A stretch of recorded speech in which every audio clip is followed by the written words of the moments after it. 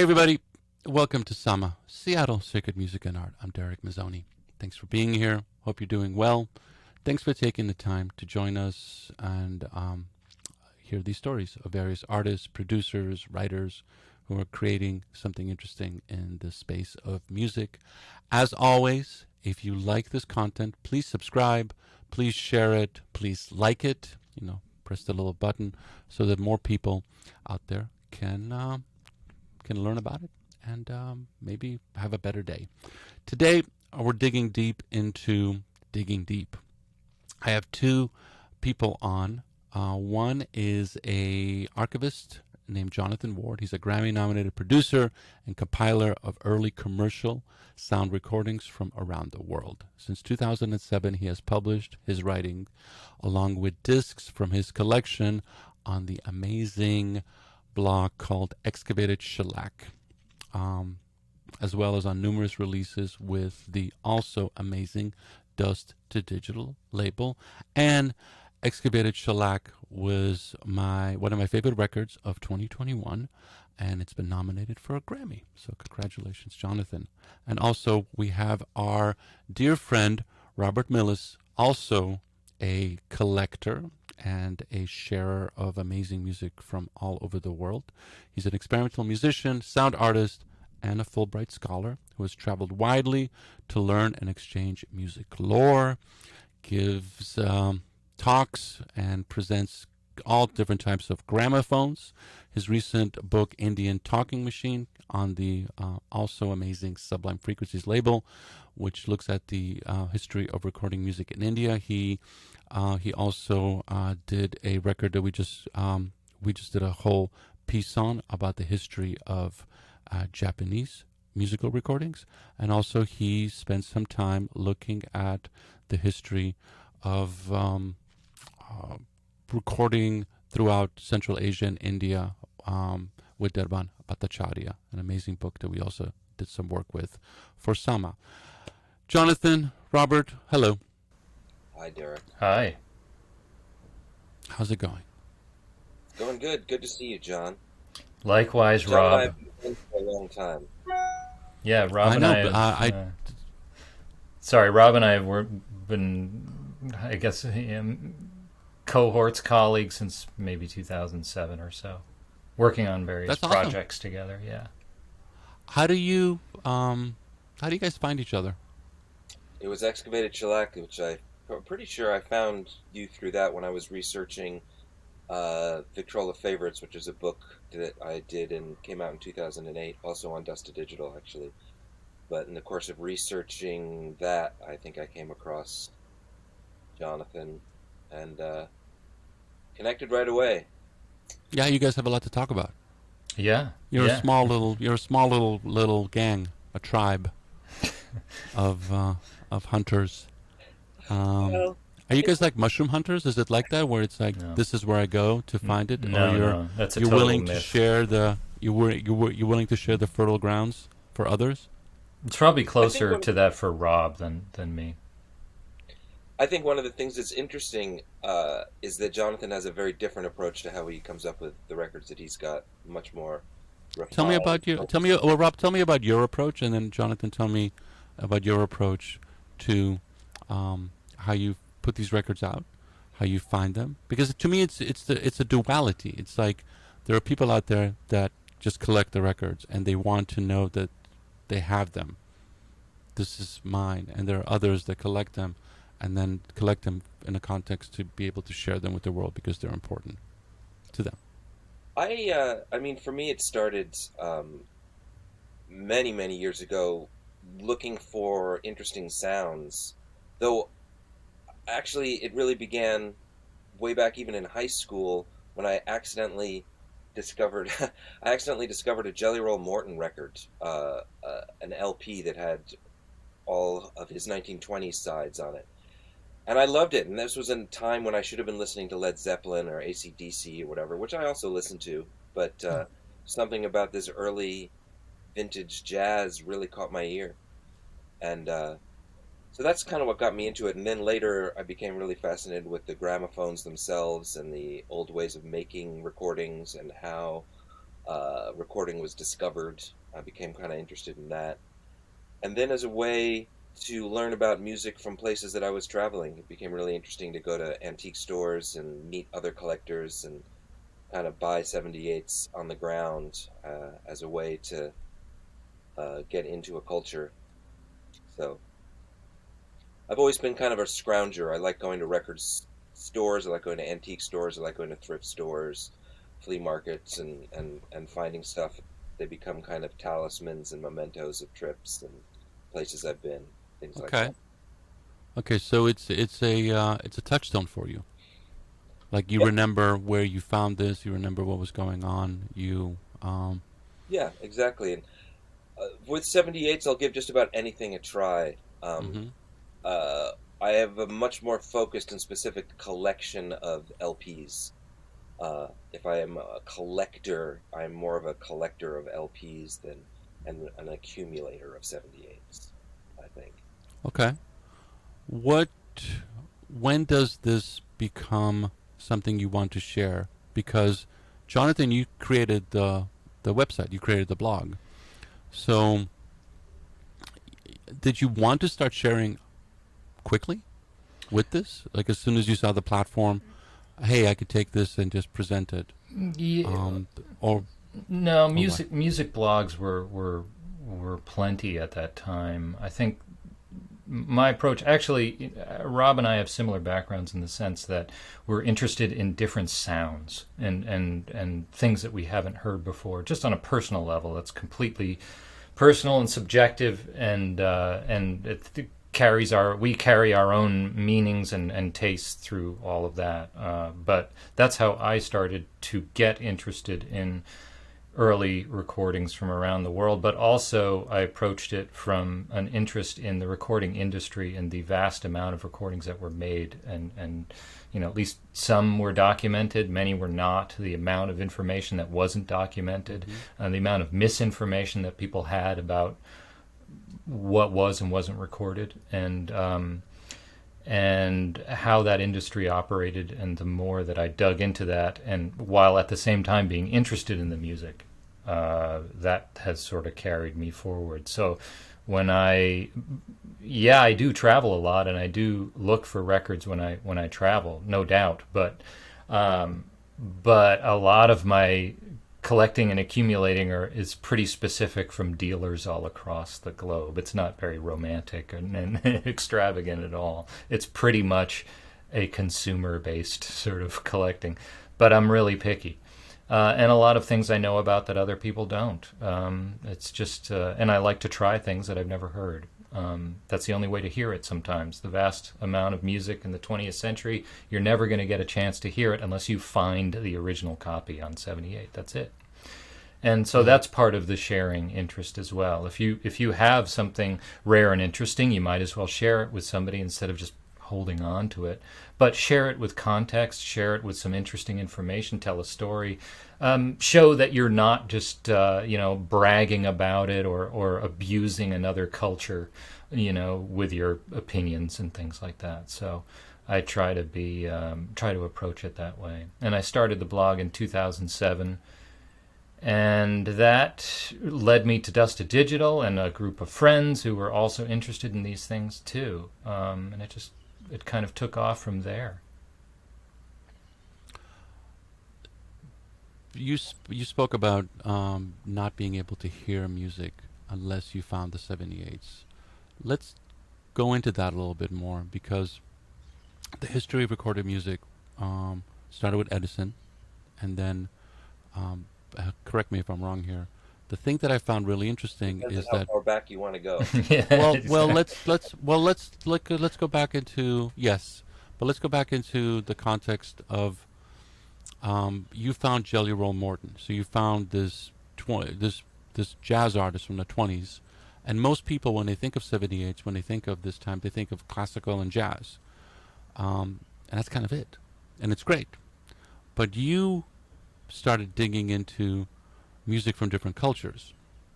Now, the reason I brought up the history of recorded music is that an interesting story to me is how the Ottoman Empire, which was huge at that time and still had so many different nationalities, cultures, religions in it, started recording their citizens, the music of their citizens, and those particular early 78s, and the history around that, because there was a particular window. Ottoman Empire has been around for hundreds of years, but when when the ability to record was made available, they went out and started recording a bunch of stuff. And I think we have to be really careful about this language, because they weren't recording them. European multinational conglomerates were recording in other countries where they were not pressing the records. So there were many levels of barriers to quote-unquote authentic and pure. Those words just don't apply in most of these cases. They're records meant to be sold to the public. Okay. I mean, I wouldn't want to... with music industry, I never really apply the term authentic or pure. Sure.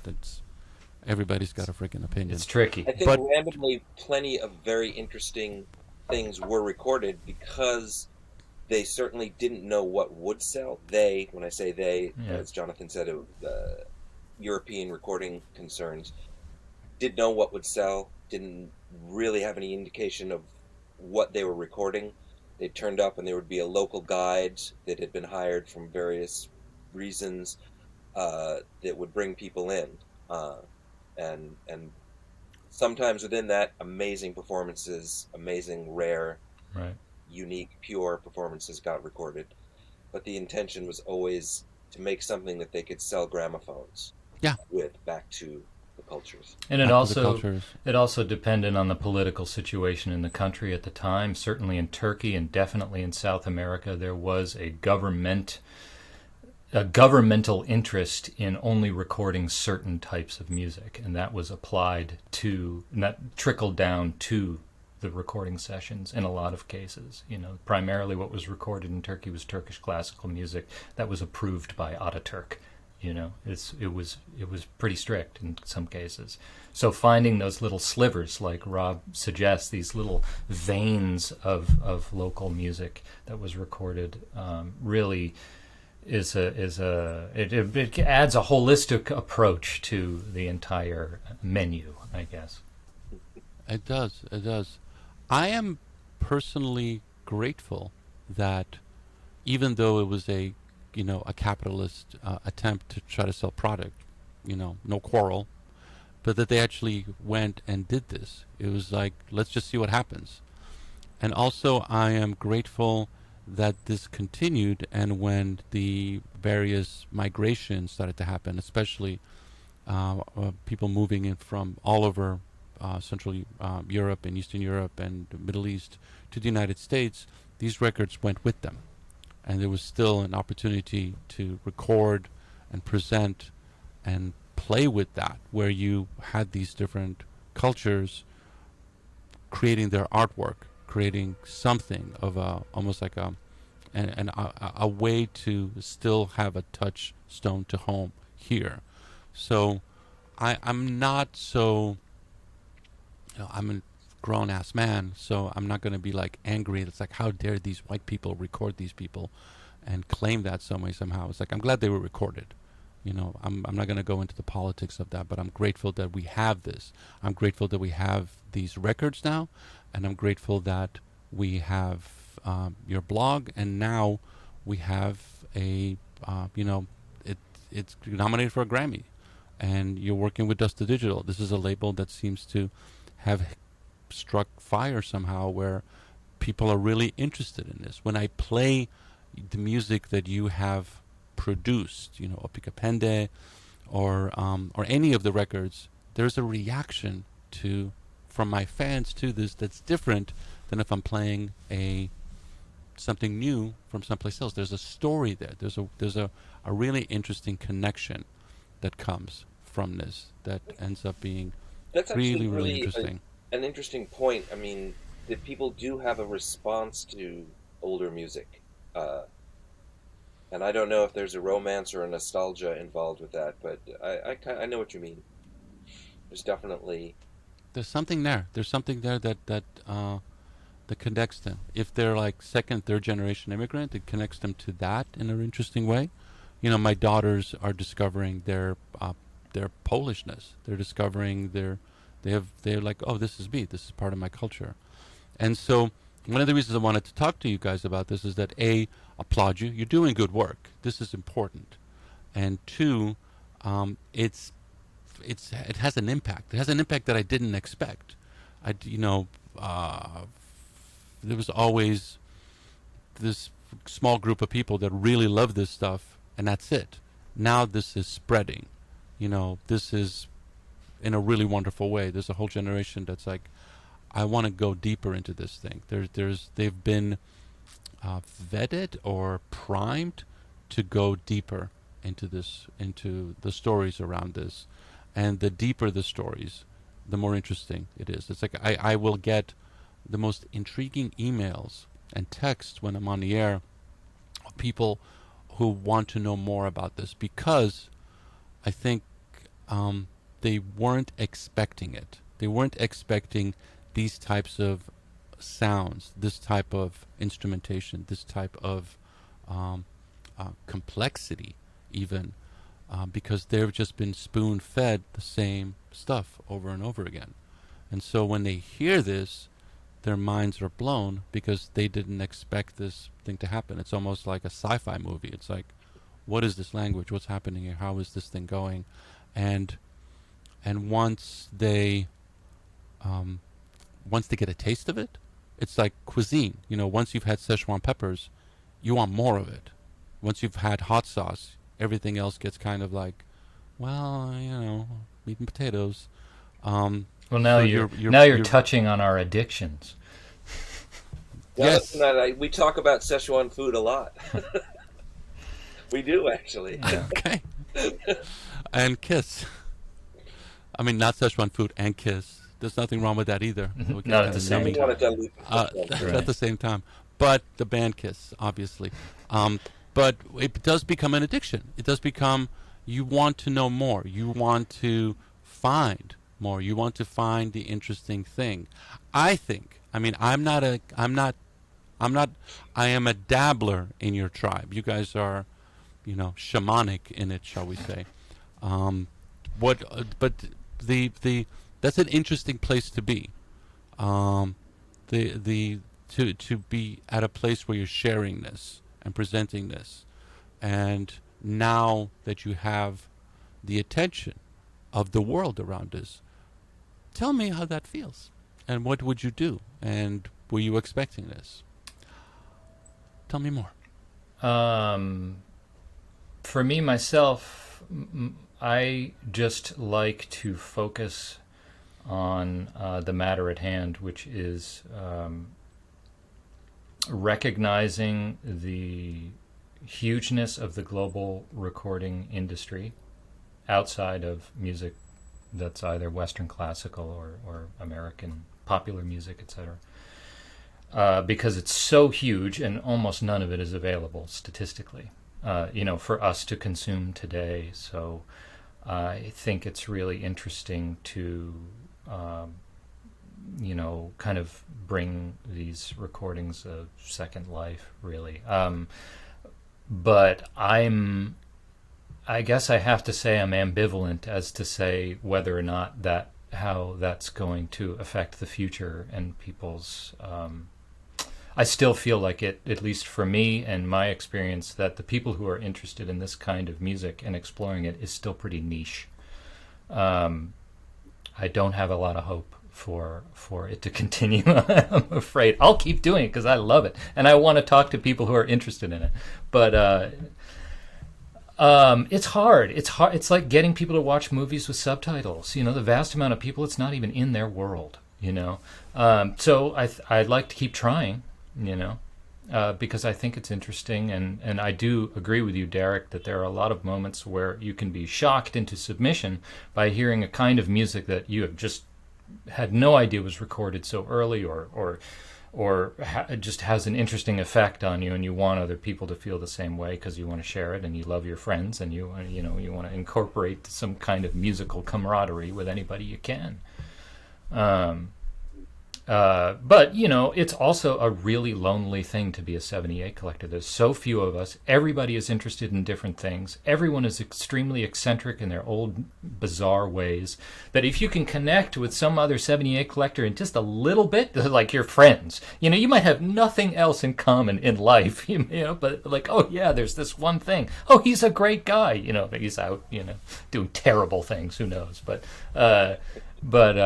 it's a really small niche group. Because why? Because 78s are breakable. Very few people collect them. The division between 45 and LP collectors and 78 collectors is a giant chasm. They're not interested generally. You know, Rob is an exception, but there's very few of them. You know, and they're really hard to find. Like when Rob goes to someplace like India, it might take him months to find like an interesting batch of records. It could take a really long time. You know, most of them have vanished. They were seen as ephemeral. They're trashed. They don't sound good when they're in terrible condition, you know. There's all of these roadblocks, and you need special equipment to play them properly. You know, all of these roadblocks for the general consumer to just start listening to 78. So we're trying to give them an on-ramp in the digital world to get interested in something like this. But I think it's also you know, a life's work, you know, and journey to do that, you know. There's actually so much to respond to in all of that. I mean, one thing that keeps sticking in my head is this idea of authenticity or purity. And I think a lot of people hear that when they hear a 78.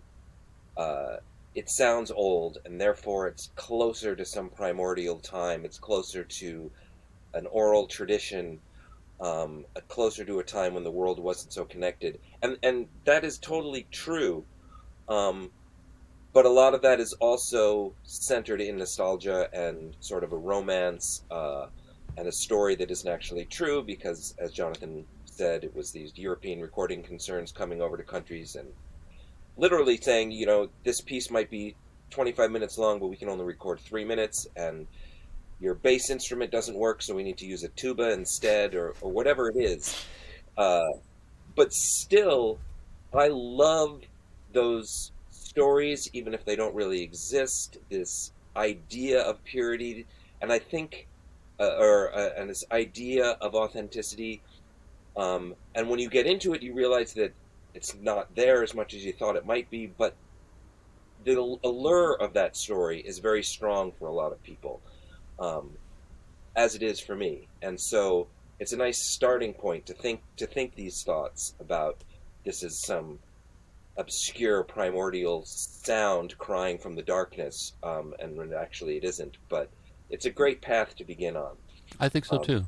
And, I think so and too. It points to a lot of like human need and what we do and how we work together as humans in a lot of different ways, stories, however you want to phrase it. I think it becomes a bit of a roadmap to what our future could be. And that's an opportunity for different voices to be heard. Not just current voices or future voices, but voices of the past. And that's the thing that really got me interested in both of your works, is that this is an opportunity to make sure that these artists, their voices are still alive. I'll just give you a quick example. I just played some music from Cambodia during the rock era before the Khmer Rouge, you know, wiped everybody out. And literally looking at the liner notes, it was like born 1930, dead 1979, 1979, 1979, when they came in and took everybody out. By playing this music, you're keeping their memory, you're keeping their spirit, you're keeping their art alive. And you guys are going deeper into that, way deeper into that. You're going into, you're finding something that, I'm not saying it's pure, but it's of its time. And in that time, there was just something really interesting happening. And you can read about it, but it's another thing when you're actually hearing it. When somebody was there recording it, it takes you there. It becomes a trans-dimensional experience. And when another generation starts finding that stuff, like they have with the work that you're doing, that changes their trajectory. And even though, Jonathan, you were talking about the loneliness of the 78 collector. I love it. It's a beautiful poem. Um, there will be others that will be coming that will find that. I'm not sure if they're going to find the actual, they might have a few 78s because there's an ephemera there to that, but they will use their systems to share that, to create something around that, to build their own multimedia expressions of that won't change that so much. It's one thing to have this gigantic gramophone that Rob presented to me in a video in Japan, where it's like, okay, that's $10,000. That's out of people's price range.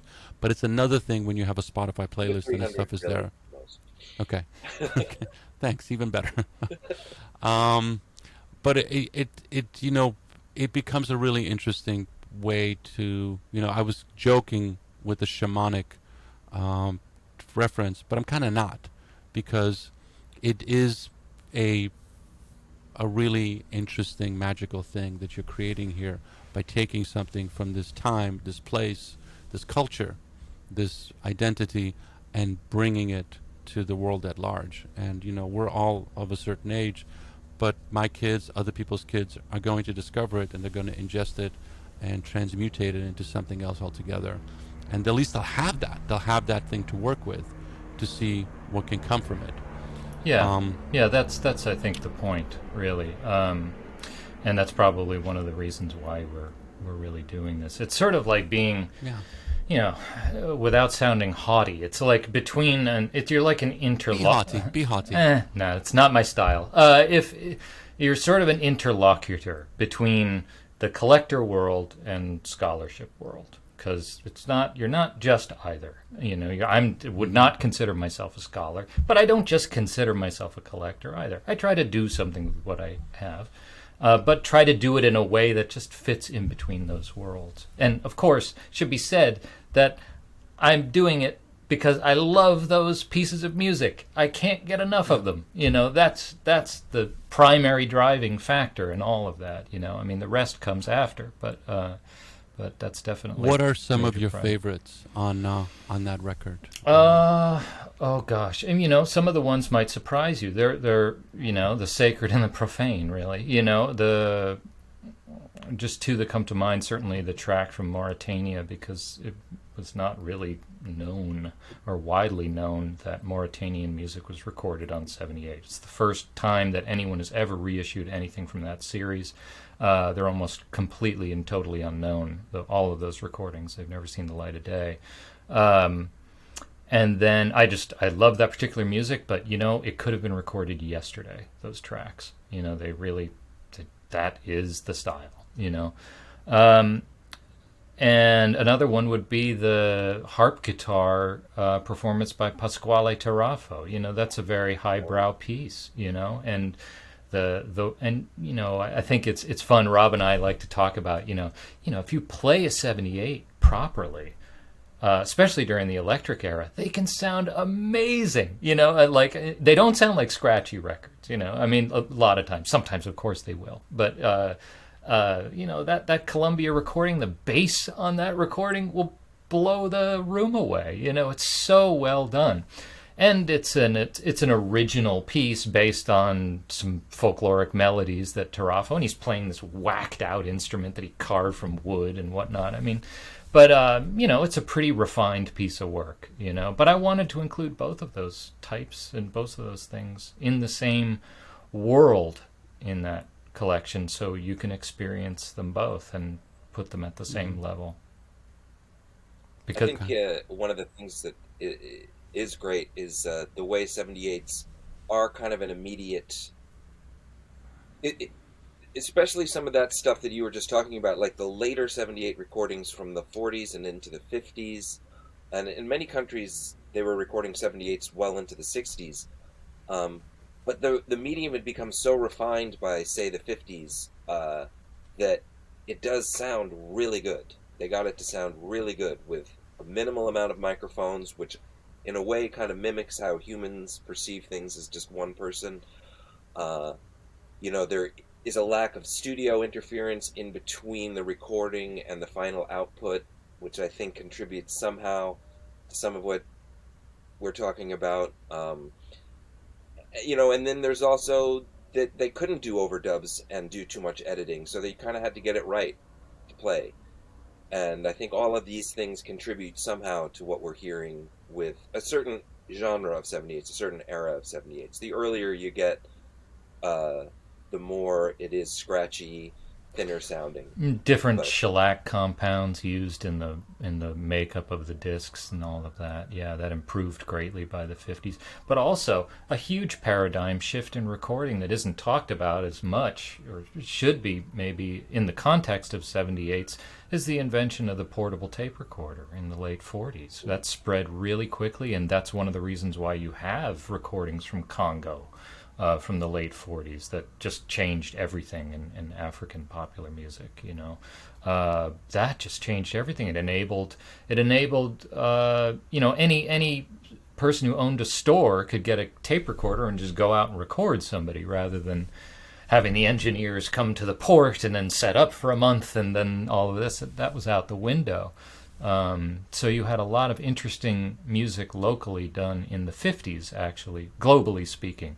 Whereas in the US and elsewhere, you could see a lot of streamlining of popular music and jazz and stuff. It started to sound very, and this is a generalization, obviously, but mostly pretty refined in terms of recording quality and styles and things like that. And those local regionalisms just dwindled down a little bit.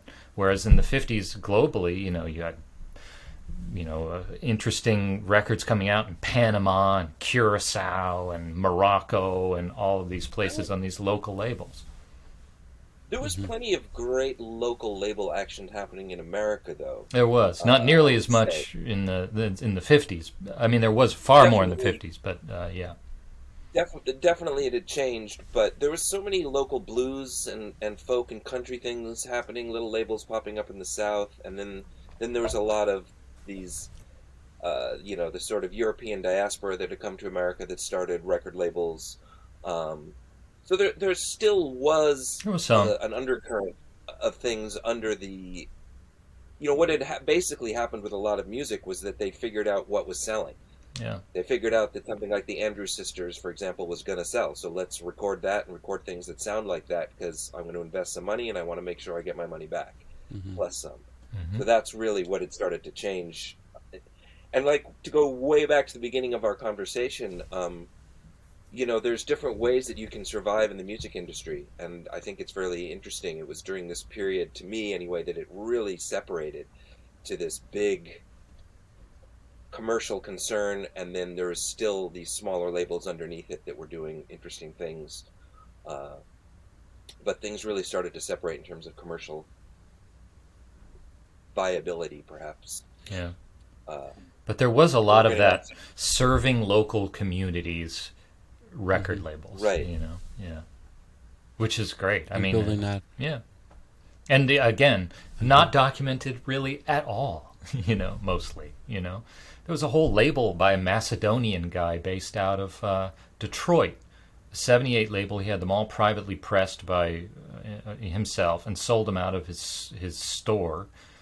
And he mostly bootlegged tape recordings off of recordings he made or somebody made in Macedonia, and then repressed them here in the U.S. for the Macedonian community here. And they're quite good. Like an Amazon, it's like an Amazon marketplace. It's like you just buy this, the real lo-fi version, repackage it. Yeah, there was a lot of that. Let's do a quick primer, because a lot of people won't know this. So, what is the difference between a 78, an LP? People know a 45. It's a single, double-sided. But what is the like? Give us a 101 of the difference between what you're doing and what like a regular record collector would be doing. This is tough. Well, you're Are you talking about the material? The material, like, what's the, because people are going like, what's the difference between a 78 and a Well, regular record? it should be said that the word phonograph was used for two different things in the early days. The cylinder phonograph, which Edison invented, which you alluded to, and the flat disc, which was sort of invented by Emil Berliner. And Berliner perfected the flat disc and the compounds used for the flat disc. They changed it a bunch of times and, modified it and whatnot, but it was basically, and Rob can chime in with these details because I'm going to generalize, but the basically the flat disc process was really complicated. The recording process was kind of beautifully uncomplicated, but also unwieldy. But they would record onto a beeswax disc that was then metal plated and then reproduced to what they call a stamper, which was put into a machine and then stamped and stamped and stamped, and that produced your store-bought copies. So there's these negative and positive impressions that are made originally from this slice of beeswax that's flat, that spins at 78 RPM, that has a little needle cutting into it, a little stylus, while the person screams into a recording horn, more or less, in the early days. And that process kind of stayed the same for a really long time, decades, with modifications and electric equipment and things like that. But until the tape recorder came around, that was mostly how things were done. But the 78... It's interesting to... Yeah, go ahead. Well, I was just going to say that it's interesting to note that the recording industry was born almost instantaneously into format wars. It didn't take very long, and to copyright controls. So Edison invented a cylinder, which, as Jonathan said, it's kind of like a toilet paper tube. And basically, Berliner wanted to get into the recording music world, which is very tiny at this point. Yeah. And we're talking 1880s, 1890s. Novelty, very tiny. No one was really had much expectation from it. But the big problem with cylinders was you couldn't mass produce them. And what Berliner came up with when he made a flat disc, like what became the records we all know today, is that you could mass produce them a lot easier. Yeah. So it goes back to the commercial thing that we were even talking about earlier. Okay. And they're made of shellac. And they're made of shellac. And that was several years of trial and error. But again, he was working around copyrights and who had a copyright on this material and on this way to record sound. And then he hit on a new way to do it. And it turned out to be cheaper to mass produce. And that's why that format won. And so 78s stayed around. Shellac was the main material that these 78s were made out of. And then basically what happened was World War II. And there's a lot of things around this, but shipping lanes changed, economies changed, and vinyl started coming in. Petroleum-based products started to become much more used throughout the world, and they figured out that they could make records out of vinyl, essentially, and that was in the late 40s. Mm-hmm. There's other reasons why vinyl was a good format too. Lighter. You could get more information in the grooves, or a different kind of information, more information on a record. But then things transitioned to vinyl. Yeah, and 45s were a proprietary design as well. That was that RCA Victor invented the 45, is that right? And they copyrighted it, so it was only them who could do that. Of course, then it exploded, but yeah, but that was obviously. But then with vinyl, you could make long-playing LPs too. That had 20 minutes on a side or more, and that changed.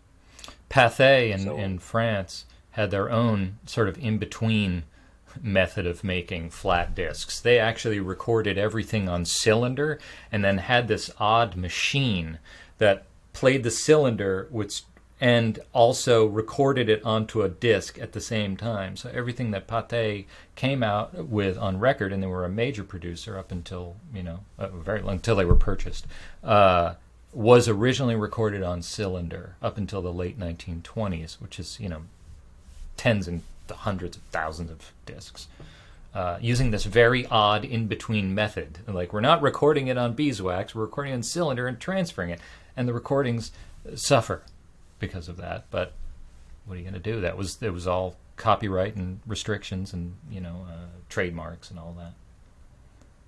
So we're getting out of the 101. We're moving Yeah. into, I think, like maybe an advanced seminar. No, it's a little advanced, but it's good. It's good. I'm thinking of this in the context of how I'm going to be cutting this thing, because there's a lot there, and there's a lot of there's also a lot of stock footage to tap into this, and to add to that, I want to add a couple of quick questions. You talked about the French Pathé.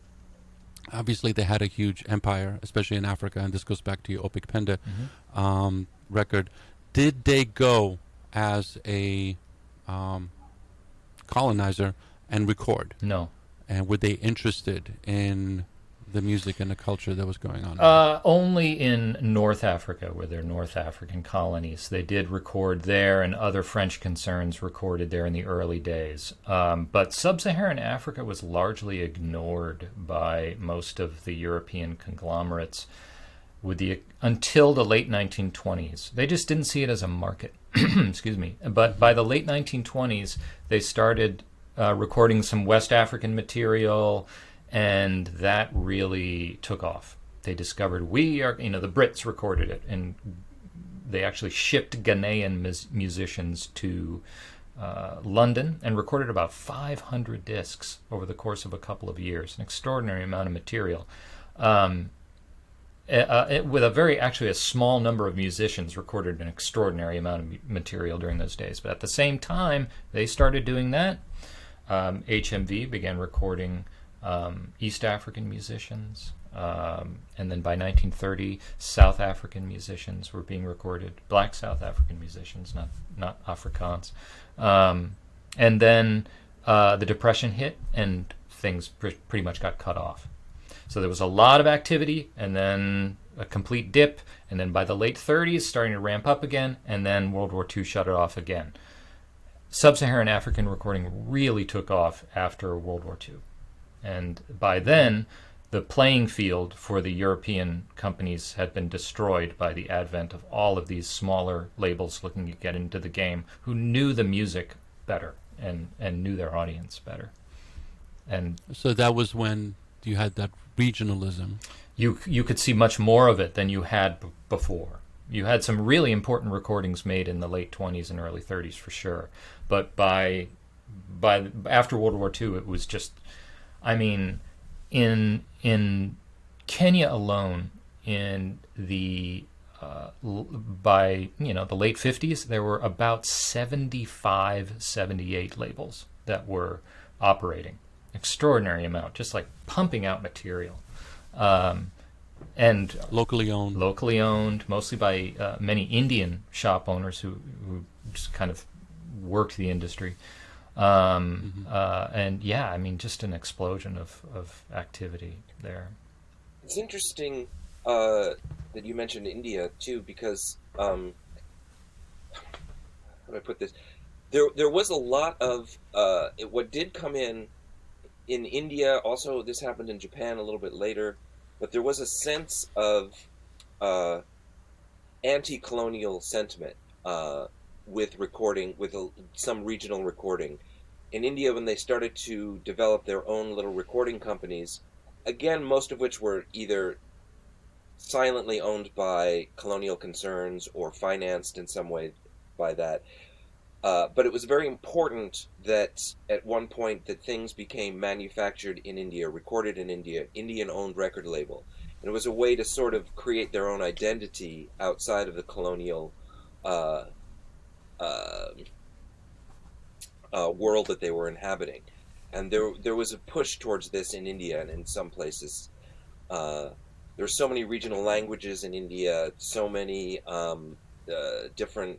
there was Islamic culture, there was Hindu culture, and a lot of people, as they knew that India was moving towards independence, they were kind of trying to establish their own sense of culture by use of the recording industry. So that's a period when things started to change. And in Japan, it was a similar thing. They actually, many recordings started to be made. This is later, again, the 30s, to sort of show that Japan was perfectly capable of documenting Asia rather than white colonial powers that had been doing it prior. And this was leading up to World War II, of course. but it was an attempt to establish their own authority over an area, and it's interesting the ins and outs of the recording industry, from the beginnings through World War II, really, and how people used it and tried to use it, the commercialization of it, the regionality of it. It's quite an interesting and involved story, actually. It is. And it shows a lot about human nature in a way, and what we try to do and how we document and try to control ourselves and things like that. I've been looking at it from a almost kind of an anthropological perspective. I haven't thought about the economics and also the sense of ownership, as in the way the Japanese were approaching it. Because I know the history of, like, we can have an empire too. But with the way, Jonathan, you talked about Ataturk in Turkey, and the attempt to create a homogenous state, Turkmen, and the reality of other languages and especially other musical forms. And that still is going on in Turkey right now with Kurdish music. Absolutely. And in other parts of the world, like, music is, to quote Fela, music is a weapon, and music is a really powerful way for you to hold on to your identity. Exactly. We were discussing these regional labels that happened in the United States when these populations would come in and they wanted to have their music. They're living in Brooklyn, but they wanted to hear music of their homes. Homeland, yeah. And that homeland was very diverse. It's like if you had your sense of identity, like even within Greek music, something that you hear in Athens is going to be different that you're going to be hearing, in Macedonia and other places. And so there was that when you were looking, even as a collector, you're looking at stuff and it's like, it's in the Greek section, but it's incredibly diverse because as soon as you go into, one part of the country to another, the influences are going to be so different and it's going to sound very different. But it takes me back to this space where this ephemera, this thing, actually, it's like it's a totem, because it is a way. It's almost alchemical. It's a way for you to find something that opens you up, and opens up your heart. Lets you understand somebody in a different language, in a different culture, playing instruments that they might have made themselves that you have no idea what they are, but they're creating something which allows people that don't speak the same language, come from a different culture, etc., to understand each other in a really interesting way. And I think the reason why Excavated Shellac and any of the works that you guys are doing right now with Dusty Digital and others is that these things really work. There's a whole generation that's coming up right now that has access to them because they're on screens and they're hearing, earbuds sound amazing. They're hearing this stuff in a way that makes sense to them and allows them to accept these cultures in a way that the colonizers, maybe our generation, would be circumspect. Who are they? Where are they from? What are we trying to do here? And even though we're an age right now where it's like, the best intentions are suspect because of the color of your skin or the money you have or what the history of your nation or of your people. It makes it a complicated time, but I think the next generation is going to receive this without that baggage, or maybe they will have just been, they will have known enough about the world and about the history where they can receive it without the bullshit, and create something with that in a really powerful new way that the three of us will have no concept of that could even exist. I'm really, really hopeful with this. I'm really, really excited about what that could be. But I want to ask one quick question before we leave. This process of taking these 78s and creating something like you did with your records, with Excavated Shellac, with Indian Talking Book, take me through that process, because it's like if you've got this thing and it sounds like hell, how do you go through the process of moving it into recording it and mastering it, creating something with it that sounds really good? Like, that actually is viable when the original might have been like, you've got to have some bizarre hearing ability to hear something good in this horrific thing. What's that process like? I never thought that even scratchy records sounded like hell. I always kind of, I guess it was just a perversion of mine. I always enjoyed the noise. I know that's my own thing, but when I have put together compilations and worked with mastering engineers, I'm always like, don't take off so much noise. I like some of the surface noise. I don't want things to be strangulated down totally. But Okay. that's an aside. Usually us. No, it's taste. I get it. Us 78 collectors, usually I like to say we have like a little notch filter in our brains that we can put on something that just like, wow, you can be so just happy you can EQ that out of it, and you're just, everyone else around you is like, oh God, but you're just like, doesn't it sound great? You can do that. That just takes some practice. But I mean, the process is pretty simple. It takes some complicated equipment, I guess, maybe you could say, but I only do the transfers. So, when I work on projects like this, so number one, you get the cleanest copy. If you have a record that's really moldy, it's not going to sound great no matter how much, digital restoration work you try to apply it still might be worth it because it's so good. You just got to do it. There's at least one track like that on the most recent collection that I did, where I was just like, you know what? It's the best known conditioned copy. It's a wonderful piece of music. I want to put it out anyway. What's the track? It's the Korean track. It's the only Korean track on there. I know. I played it, and it does sound like I was doing like a whole. It's a very worn this is copy. Korean traditional music now, and I was like, what is this? This sounds like it was recorded in like 1810 or something. Yeah. This is the thing with a lot of a lot of records. It's very tough. What did they have to survive to come down to us? Yep. Korean records, Brazilian stuff from the 30s. Playing on old equipment is just destroys notoriously brutal on records. Yep. So then you try to find the cleanest copy, and then you transfer it using the needle that best fits into the groove, because there was really no fixed groove width until probably like after the war. I mean, even then, it's still kind of a crapshoot. But the groove width depends on the cutting machine, and it wasn't completely standard. So in order to find the best sound, you can tell you're trying these different needles, nanometers off between each other to find the one that fits in the groove the best and gets the best response with the least amount of noise.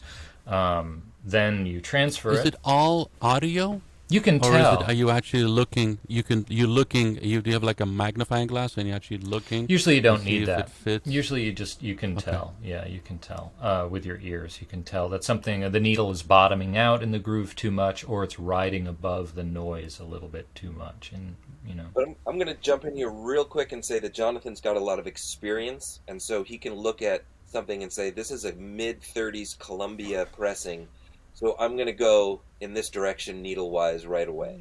Yeah, you can kind of get that. That just comes with experience. But, I'm often wrong, though. I had to redo some transfers on this particular project, sometimes 2-3 times, because I just didn't get it right. But sometimes when you transfer something thinking it's correct, I'm transferring in stereo at the highest possible bit rate to give to the restoration engineer, who will mix it down to mono and do some restoration, and he sends it back to me. I'm saying, it doesn't sound right. My record is cleaner than this. I gotta try it. Oh no, I've got the wrong needle again. Sometimes it takes a few passes to figure it out.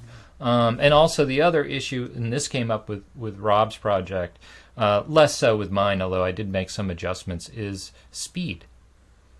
I mean, speeds were all over the place, especially in the early days. And we ended up transferring a lot of Rob's, not at 78, they don't run at 78. Some of them are like 75.3, or I forget exactly, but we had to actually consult with some experts and get some pitch ideas of where these were actually supposed to be. And, that can be a real crapshoot, too. To technically do that really well, you need a spectrum analyzer and all of this stuff, which I don't have.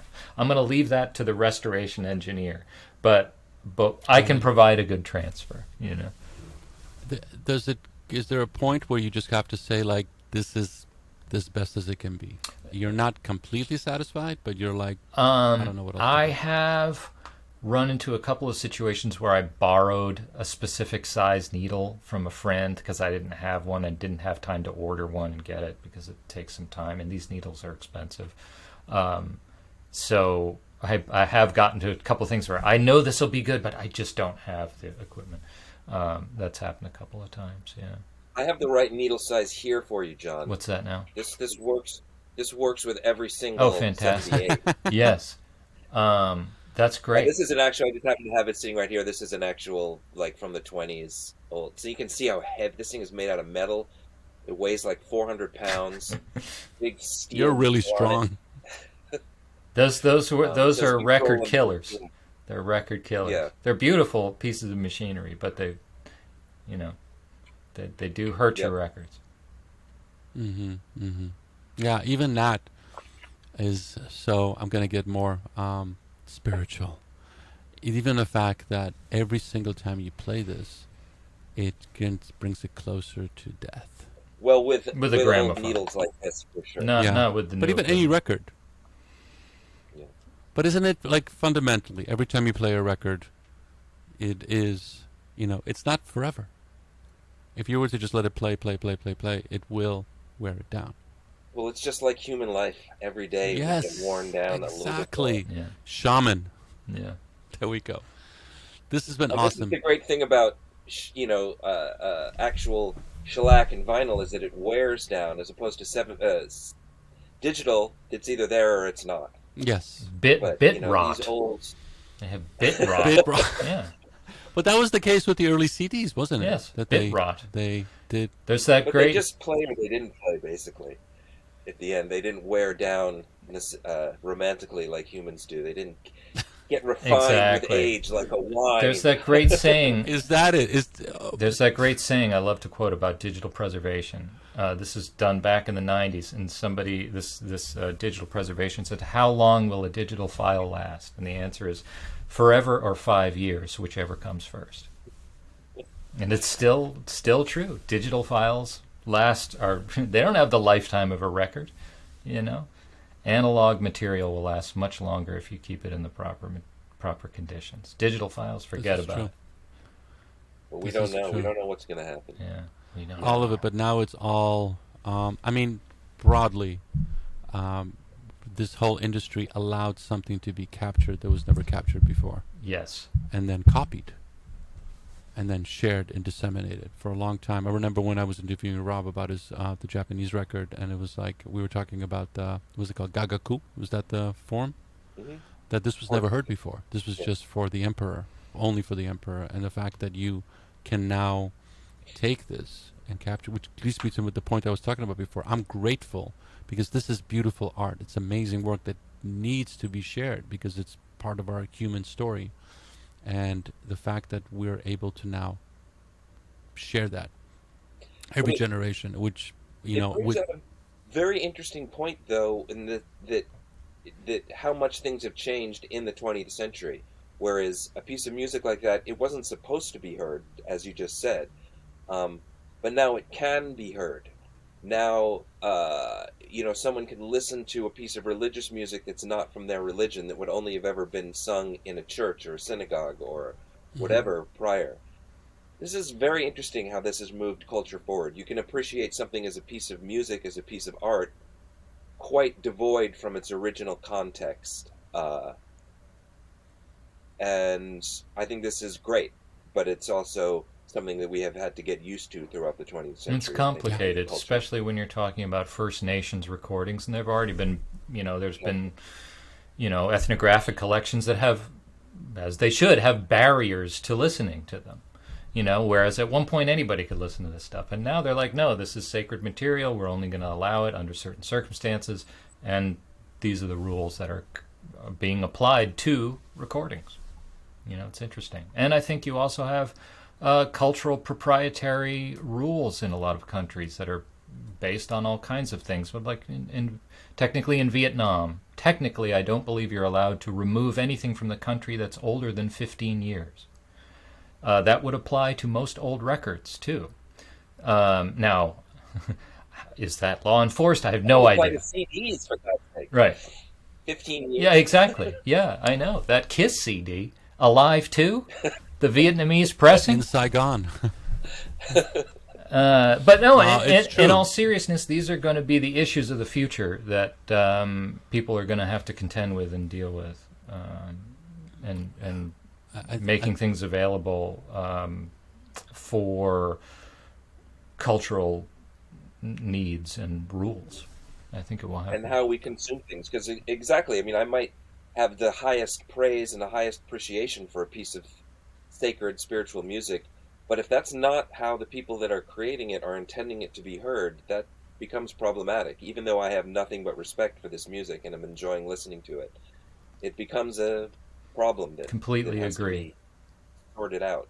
It is an interesting space, and I think it is a generational story where, in a context of seeing my kids and how they've accepted aspects of our society that I know that my parents would have a real difficult time with, and I have grown into, I think we're going to see aspects of that where that kind of cultural understanding reflexively will be there. And so, as you would not do that. It would be, you would have this deeper understanding of how this was supposed to be, what the intention of this was, and you would adhere to it instead of just being, the old school colonizer. Let me just get in here and do whatever I want because I can do whatever I want. It's an interesting process of evolution. Yeah. I mean, I think about Indian music. Say in the 60s, it became such a big thing through Ravi Shankar and association with the Beatles and all of that. And there was a point when Ravi Shankar all of a sudden was like, wait a minute, I'm kind of sick of all these smelly hippies listening to these recordings and kind of being pseudo-spiritual. This is something that means a little bit more to me than the way a lot of this music is presented and used. And he kind of really pulled back from his associations with rock stars and wanted to present the music as it was, which is a spiritual thing for him. But I think that, again, that's something that's worked itself out a little bit societally. Exactly. I think it's something that, like, you don't create just a barrier or like, no, you create an opportunity for people to go through a couple of processes so they can be actually, they can receive it. Yeah. So it's like, the ones that are going like, no, wrong. It's like, okay, you're not really helping the conversation here. A dialogue should be going on with these cultures, like artists such as Jeremy Ducher in Canada, who's bringing in this First Nation tradition to a population, and they're understanding it. They're going through this process because it helps them. That's the intention of Sama. We had this conversation where it's like, if I'm putting on a concert, there's going to be a bunch of other things that are going on there. So when the people are in that space, they will be ready for it, kind of like, and it will be a much better experience for them than if they just come in like a smelly hippie, quote unquote, and whatever. But they can actually, they can be helped. They can be transformed. They can, and especially now as the stuff we're going through, in the age that we're in, this music, this culture, these ideas, these ancient sounds can really help in really interesting and powerful ways. Thank you so much for this. Thank you for your interest. This has been awesome. We spent a nice little hour. We chat quite a bit. Have we covered all the bases? We've just scratched the surface of all the bases. Scratched the surface. We're there. Okay. Once again, let me close this up. Thank you for spending the time with us. This is Sama, Seattle Sacred Music and Art. I want to thank Robert Millis and Jonathan Ward. You can find out more about them. We have links, obviously, at the bottom of the video and on our website, seattlecircuitmusic.com. If you like what you're seeing, please subscribe, please share, please like, be well, be safe, and we'll see you soon.